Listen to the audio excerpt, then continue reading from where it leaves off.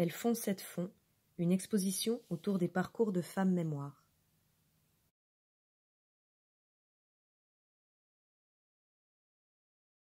En 2018, Madame Fontaine, une habitante de Cette-Fond, a fait don à l'Amounière, à la mairie de Cette-Fond, de 5 cartons qui avaient appartenu à Louise Hermin.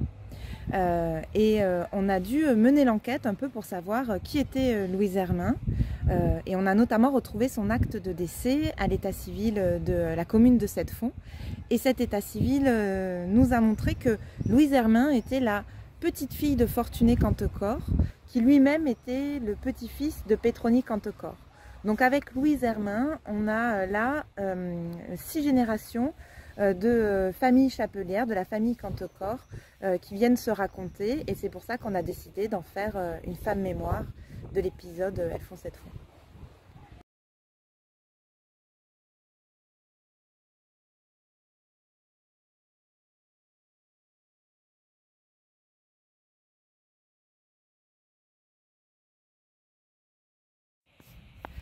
Donc on commence cet épisode au cimetière de Cette-Fond, et c'est pour s'intéresser déjà d'abord à la tombe de Pétronie Cantecor. C'est la mère de la chapellerie, la première à faire le commerce de tresse de paille et de fabrication de chapeaux.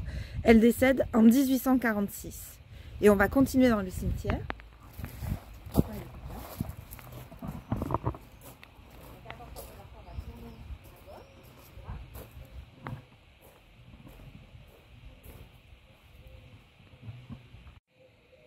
Donc ici la tombe de Fortuné Cantecor, le petit-fils donc de Pétroni Cantecor. Lui, il est mort en 1890, et on voit à l'aspect de sa tombe qu'il a connu l'âge d'or de la chapellerie. Il y a participé puisque c'est lui qui a introduit les premières machines et qui a fait passer l'activité chapelière au stade industriel en multipliant les imports et exports internationaux. Et à droite de la tombe de Fortuné Cantecor, celle de Louise Hermin, donc sa petite fille, qui est beaucoup plus anonyme, beaucoup plus modeste.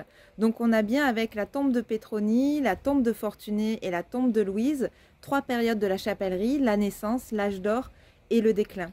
Et en travaillant à partir des documents donnés par Madame Fontaine, on s'est rendu compte qu'avec le parcours de Louise et de sa mère Eugénie Hermin, on avait là 2 femmes qui avaient été à la tête de chapellerie. Eugénie, donc elle est fille de Fortuné Cantecor, elle hérite de la chapellerie de son père, et elle hérite aussi de celle de son mari Jean Hermin à sa mort en 1913. Donc d'abord Eugénie, puis ensuite avec sa fille Louise, elles vont diriger des chapelleries dans un monde où ces postes sont habituellement réservés aux hommes. Oui, on voit dans les documents et les archives que tu m'as données que rien prédestinait ces femmes à gérer une entreprise, parce qu'elles étaient éduquées surtout pour être des bonnes épouses.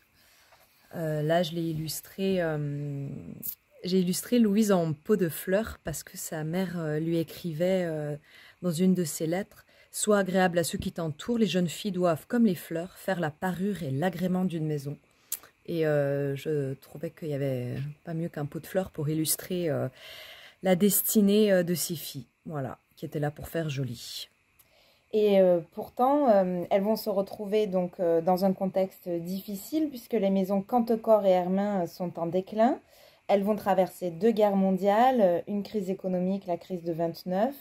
Les créanciers, donc à la fois familiaux, mais les banques, les fournisseurs vont être de plus en plus pressants. Et donc là, je l'illustre avec le banquier avec qui elles ont des échanges par lettres qui leur signale que leurs comptes vont mal. Et Louise et Eugénie vont aller jusqu'à la faillite.